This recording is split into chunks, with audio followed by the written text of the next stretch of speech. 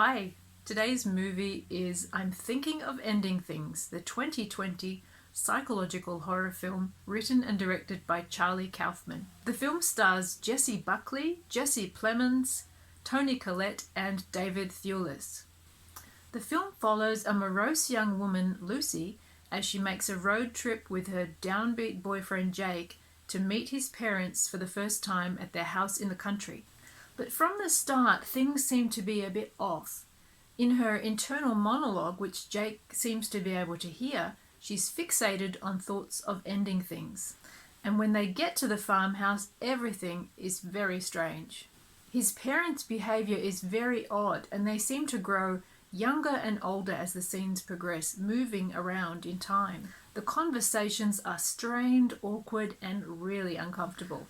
On an endless road trip back through a blizzard, they finally stop off at his old high school, and events become even more surreal, and we are forced to question the reality of the preceding scenes. I am a huge fan of Being John Malkovich, and I have enjoyed some of Charlie Kaufman's other films, so I was really eager to see this, but I can't say that I really enjoyed it. While I found it intellectually really interesting, like a puzzle, I can't say that I connected to it on an emotional level. So, what is really going on in I'm Thinking of Ending Things? Here is my take on it. The film is not about Lucy at all. It's about the janitor, who we first glimpse watching Lucy through the window of the apartment while she's getting into the car and mumbling. The old janitor is actually Jake as an older man, who is not the worldly, sophisticated intellectual in a relationship that he likes to imagine, but is in fact a lonely old janitor at the high school that he once attended himself. The janitor is thinking of ending things, possibly his own life in the snow-covered car, but certainly he's facing a profound emotional psychological crisis. So the events we see in the movie with Jake and Lucy are either the janitor reliving his life during a mental crisis or going over his life in the moments before he dies in the snow-covered car that we see at the end.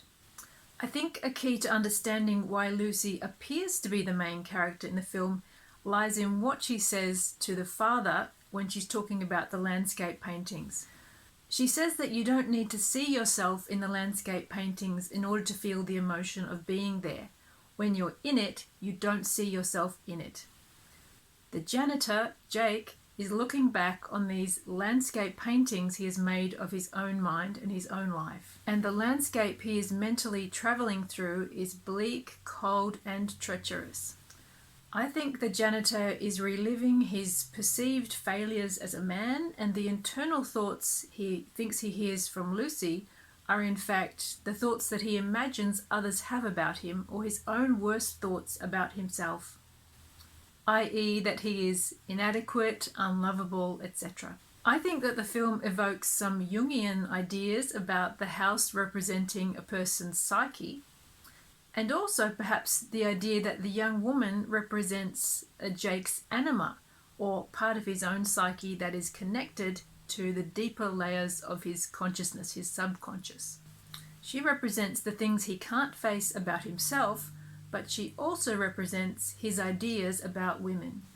Thus it is that she keeps having different names, different jobs, etc., but essentially she is always the same in that she's not happy with him, she is ridiculing him, shaming him, disgusted by him. She is a projection of his own subconscious, but she is also the part of him that is connected to his subconscious. If we engage with this idea that the house represents the psyche, and the lower levels of the house, the deeper hidden levels of consciousness, this might explain why Jake cannot go into the basement. He's afraid of it, he guards the door, but Lucy can go in, and she does go in and gets her hands right into the dirty water of the basement. And what she finds in the basement are dirty janitor's uniforms and Jake's stunted artistic output, his childhood paintings. And also the calendars showing the same paintings that Lucy showed to Jake's parents when she was purportedly showing them her own paintings. In the basement, we see that these paintings are real paintings by another artist, a man. They are not by Lucy at all. They are just images that Jake has seen on a calendar. And this would seem to be Jake confronting what is to him the most grim reality and truth of his life, that he's not some erudite academic in a relationship with an interesting woman, but is in fact a lonely janitor. And that his only connection to art is through paintings on calendars and high school musicals. The lofty ideas and dreams he has had about himself are all in fact just fantasy. And this notion that Lucy and Jake are actually the same person is also reinforced when she sees the picture on the wall of Jake as a young child, and she recognizes it as herself, while he says, "No, it's of me." The doomed nature of their relationship might be seen as a reflection of Jake's inability to marry his elaborate fantasies about himself with the deeper truths about himself. She also seems like a reflection of the fact that Jake sees all women as the same woman, and one who doesn't like him and doesn't want to be with him. So this trip back to the family home could be seen as a confrontation of his true self and the truth of his life. In going home, he's confronting his true self and the elaborate constructions he's placed over it. The fact that he has to travel so far to get there through the snow, to me suggests that all this is happening while the older janitor is freezing to death in his car. His parents appear to change ages because he's remembering them at different points in their lives. They speak so unnaturally because they're not real people. They are fantasies, projections, memories. In the end, the high school janitor tries to connect with Lucy in his own person, but once again the fantasies take over, and this fantasy is the most elaborate and the most removed from reality. It's a fantasy ballet where the romantic fantasies he's absorbed from movies and musicals comes to life, which he could never find in reality. In the ballet, there is a joyful romance and even a marriage, until the janitor figure appears once again and kills the fantasy version of Jake. In the end, Jake imagines himself on stage being awarded some great but vague prize, and then living out his fantasy of being a romantic leading man in Oklahoma the musical, while the audience looks on adoringly, including the women in the film and his parents. To me, this is a film about a person's fantasies colliding with reality and colliding with their real identity, and everything shatters. It's a film about disconnection between people, but also disconnection from the self. The self is coming apart, and perhaps there is even the discovery that there is no authentic self. If the way you see yourself in your mind is so disconnected from your reality, who are you? These fantasies are ones that the janitor can no longer sustain. Perhaps the stripping off of his clothes at the end represents this stripping away of his identity that we have seen played with through the film. So is the ending a descent into madness, or has he let himself freeze to death inside his car? In a film that is so preoccupied with thoughts of ending things, it's very hard not to see this as a suicide and the events of the film as a psychological suicide note. The image of the snowbound car that recurs throughout the film further reinforces this idea for me. He was a lonely and frustrated man, unable to achieve the things professionally that he wanted to in life, and unable to form a relationship with a woman. Even in the story Lucy tells about how they met, he is barely even able to ask for her phone number. He seems to blame his parents for his unhappiness in some ways, but he never confronts his own role in the way his life has turned out. He is unable to see himself clearly, just as we are not able to see him clearly until the end of the film.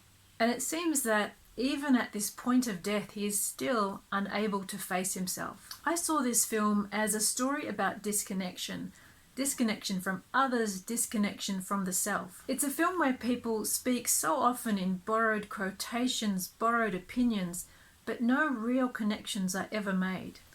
But can you make a film about disconnection that an audience can connect to? My difficulty with this film is that I couldn't connect to it on an emotional level. I felt like so much of it takes place on an intellectual level, on the level of a puzzle that the viewer must try and figure out, that I really felt it didn't make an emotional connection to me. I have to say I found a lot of this film quite annoying, from the tiny, tiny microscopic titles that are so hard to read at the start, to a lot of the dialogue which is really hard to make out. I kept turning it up, the volume up, and I still couldn't make it out clearly.